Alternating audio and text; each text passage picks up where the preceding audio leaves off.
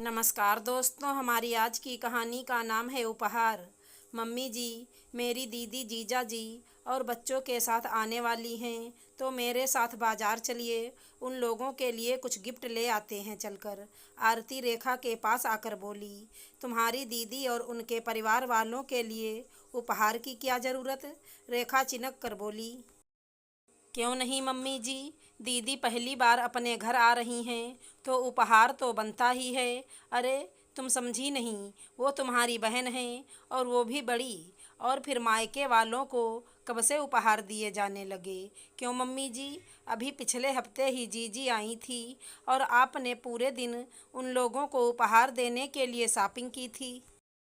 जीजी की साड़ी, जीजा जी के कपड़े, बच्चों के लिए उपहार और भी न जाने क्या क्या। आरती ने बहुत ही नम्र शब्दों में कहा, मतलब अब तुम मेरी बेटी की तुलना अपनी दीदी से करोगी? तुम्हें पता है वो इस घर की बेटी है और उसका इस घर की हर चीज़ पर पूरा पूरा हक है।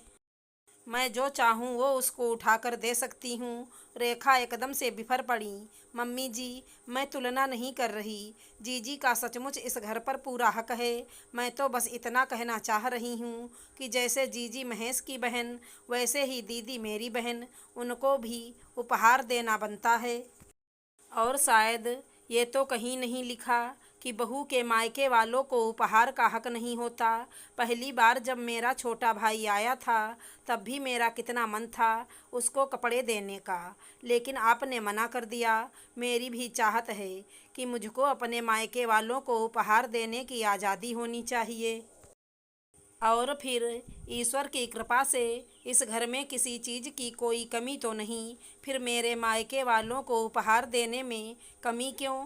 और अगर अब भी आप मना कर देंगी तो मैं बिल्कुल भी नहीं दूंगी। आरती आंखों में आंसू भरकर उठते हुए बोली, रुको बहू, रेखा बहू बिल्कुल सही कह रही है।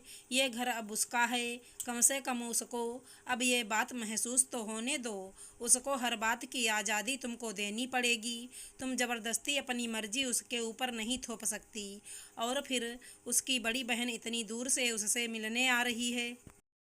तुम्हारा खुद फर्ज होना चाहिए था उसके लिए उपहार लाने का। वो तो तुमसे हुआ नहीं। और अब जब बहू कह रही है तो मना कर रही हो। बहू ने बिल्कुल सही कहा कि जैसे नंदा महेश की बहन है वैसे ही मनीषा बहू की बहन। ज़रा अपना बड़प्पन दिखाओ और खुद उसके साथ जाकर अच्छे से अच्छे उपहार लेकर आओ।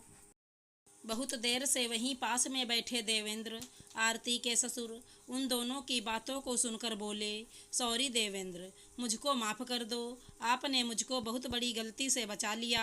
लेकिन देवेंद्र, पता नहीं क्यों कि महिलाओं को ये सास नाम का प्राणी बनते ही अहंकार क्यों आ जाता है। जैसे ही बहुओं के मायके का नाम आता है 440 वोल्ट का करंट का झटका लगकर आंखें भौएं सबकी सब तन जाती हैं। जब अम्मा मेरे मायके वालों को कुछ देने के लिए किनमिनाती थी तो मुझको बहुत ही ज़्यादा बुरा लगता था और मैं आंखों में ही आंसू पीकर रह जाती थी। लेकिन अफसोस, मैं भी सास बनकर वही सब करने लगी जो उनका व्यवहार मुझको बहुत बुरा लगता था। अपनी भावनाओं को भूल गई और अब वही व्यवहार मैं अपनी बहू के साथ दोहरा रही हूँ। मैंने ये सोचने की भी ज़रूरत नहीं समझी कि हमारी बहू को भी हमारी तरह बुरा लगता होगा। बस सास बनकर फरमान सुना दिया। रेखा बेहद अफसोस से शर्मिंदगी भरे शब्दों में बोली, लेकिन अब मैं वो गलती बिल्कुल भी नहीं करूँगी। चलो आरती बेटा, तुमको जो चाहिए वो बाजार से चलकर ले आते हैं, तुम्हारी दीदी और उनके परिवार के लिए। और हाँ, आज से तुमको पूरी आज़ादी है हर तरह के निर्णय लेने की, क्योंकि अब ये घर तुम्हारा है। रेखा संकल्प लेते हुए बोली, थैंक यू पापा जी, थैंक यू मम्मी जी, मेरी भावनाओं को सम्मान देने के लिए। आरती तो सासू माँ के मुँह से ये सब सुनकर बहुत ज़्यादा ही खुश हो गई और फटाफट बाजार जाने के लिए तैयार होने लगी। आशा करती हूँ हमारी कहानी अच्छी लगी होगी। धन्यवाद दोस्तों।